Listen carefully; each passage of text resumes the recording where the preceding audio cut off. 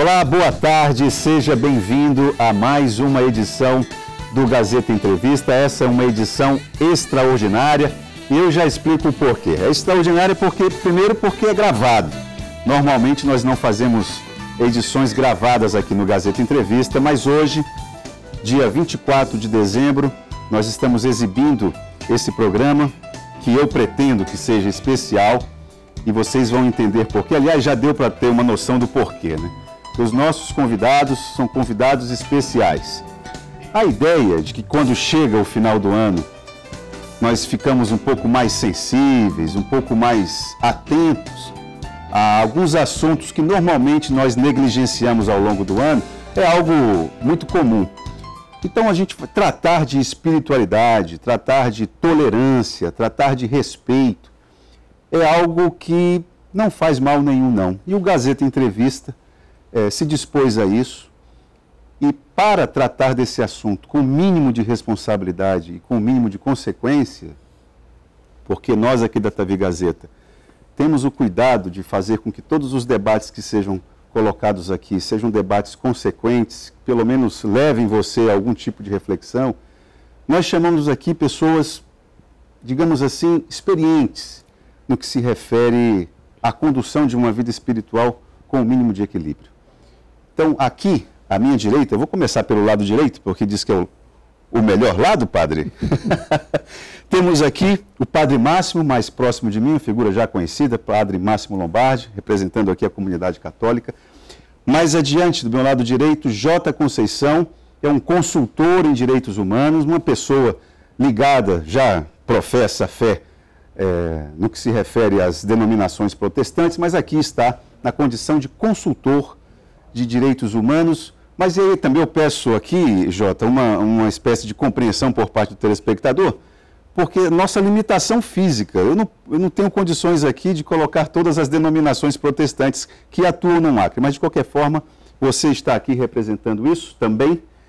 Aqui à minha esquerda, de amarelo, temos Hildo Montezuma, que é um educador, diretor de escola, diretor da Escola São Francisco, daqui a pouco ele vai contar um pouco disso. E aqui, representando as várias denominações que professam a fé por meio das doutrinas ligadas à ayahuasca, ao consumo da cultura ayahuasqueira. E aqui, ao meu lado esquerdo, mais próximo de mim, Pai Célio, que aqui representa todas as denominações e expressões de fé de raiz, de matriz africana. O Gazeta Entrevista entende que dessa forma nós contemplamos de uma maneira mais equilibrada possível as várias expressões de fé que a comunidade acreana professa. E aqui eu vou colocar na roda, eu vou lembrar aqui de uma situação, padre, que eu preciso fazer referência ao meu amigo Antônio Alves, o Toninho, que é jornalista, escritor. O Toninho tem uma narrativa muito interessante, porque teve uma determinada época, ele trabalhava na TV Aldeia, TV pública, e ele fez uma entrevista com o bispo Dom Moacir, e era uma entrevista só ele e o bispo Dom Moacir. Isso aí eram idos dos anos 80, né, 85, 86. E num determinado momento da entrevista, o Toninho pergunta para Dom Moacir, ele era bispo, hein? Bispo, o senhor é uma pessoa religiosa? Depois de 3 longos segundos, Hildo, o bispo, talvez entendendo o cálculo do jornalista, falou assim, não sou. E aí ele desenvolve uma linha de argumentação falando que a religião impõe determinados ritos que ele precisava martelar isso diariamente. Então ali o bispo dividia o que é religião e o que é fé. A religião atrapalha, padre?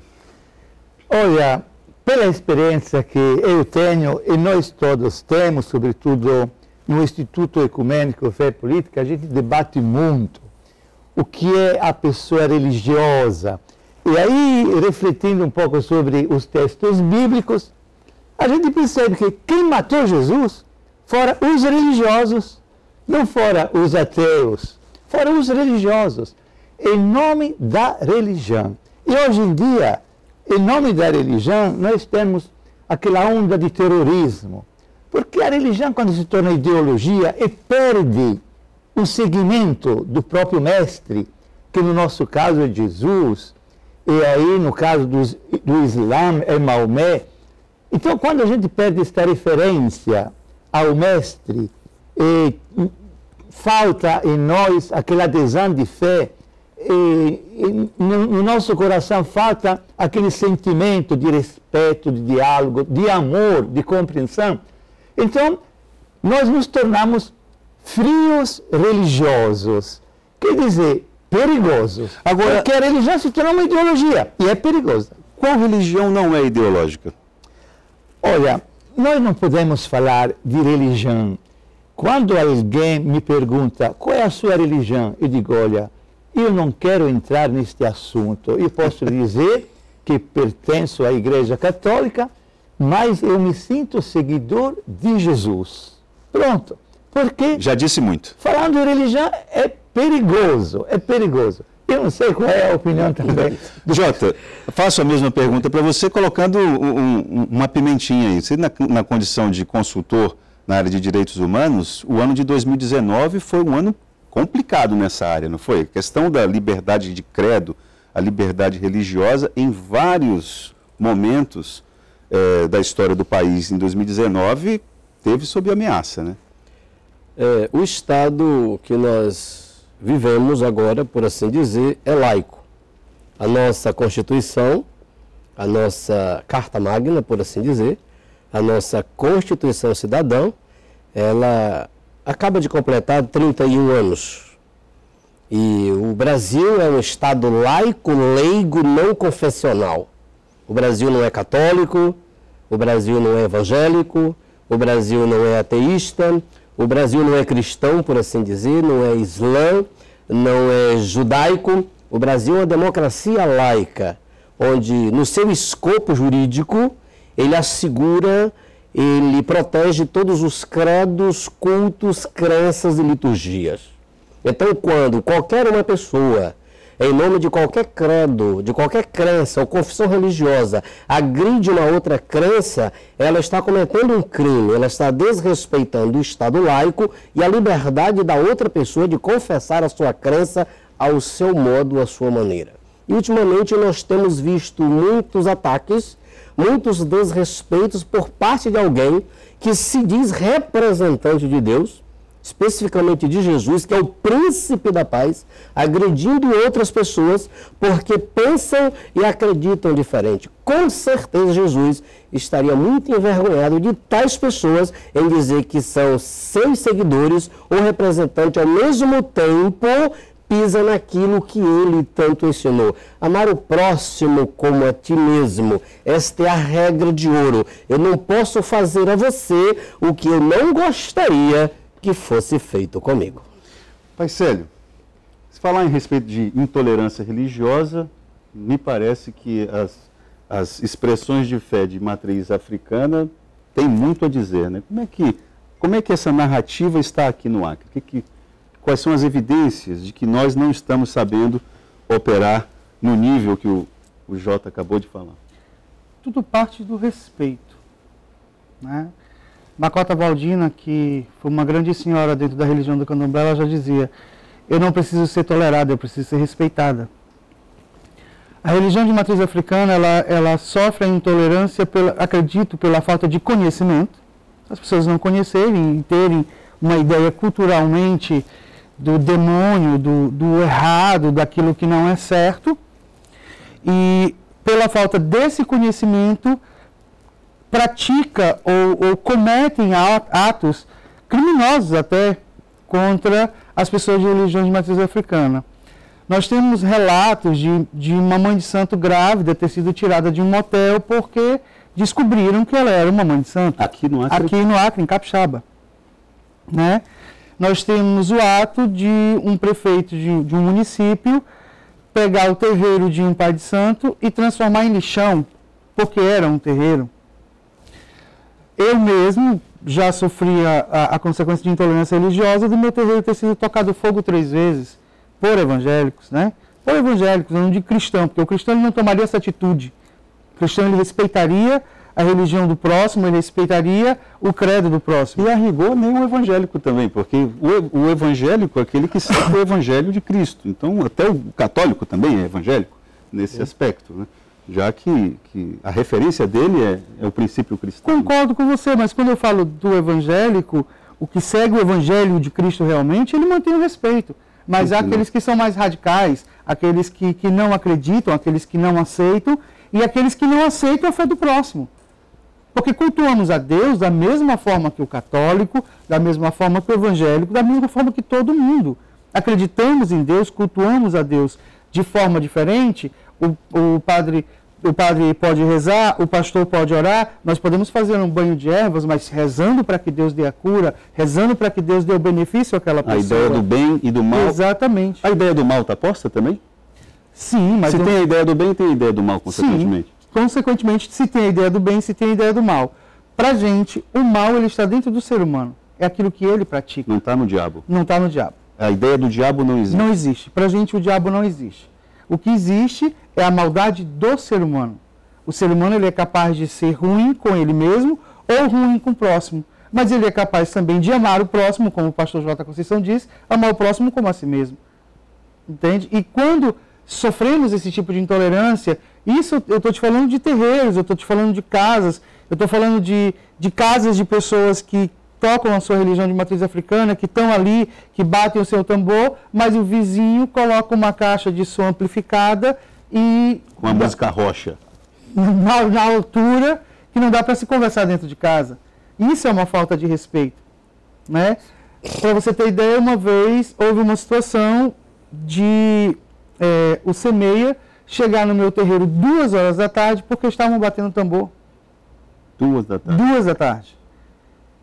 E enquanto outras denominações ou outras igrejas levam o dia inteiro, fazem o dia inteiro, isso não acontece. O próprio poder público não compreende muito bem. Não, o poder público ele não consegue entender como que funcionam nossas casas.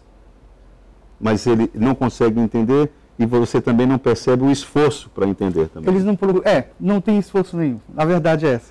O esforço que teve foi na gestão passada, através da SEJUDE. Secretaria de Justiça e Direitos Humanos, exato, né? E, inclusive o pastor J. Conceição estava lá, que começaram a entender... Junto com o Nilton Mourão, né? Sim, Nilson Mourão. Com Nilson Mourão. Começaram a entender e a procurar entender como que funcionavam esses terreiros. Como que funcionava essa comunidade. Porque nós somos uma comunidade, nós somos uma tribo, né? Pai Célio, entendi. Hildo, essa ideia de que o poder público não compreende o que acontece nesse nível de relação, como é que a cultura ayahuasqueira, as expressões de fé que utilizam a ayahuasca nos seus rituais, você acha que dos anos 80 para cá, essa relação tem melhorado? Que leitura que você faz? Eu digo porque nos meios de comunicação de massa, sobretudo os de grande circulação, os meus colegas jornalistas têm muita dificuldade de entender o que se passa na cultura ayahuasqueira. E da mesma forma como acontece com a narrativa do Célio aqui, eu vejo pouca disposição dos colegas jornalistas de tentar entender. No que se refere ao poder público, como é que você avalia isso? É importante que nós compreendamos que o poder público é exercido por agentes públicos.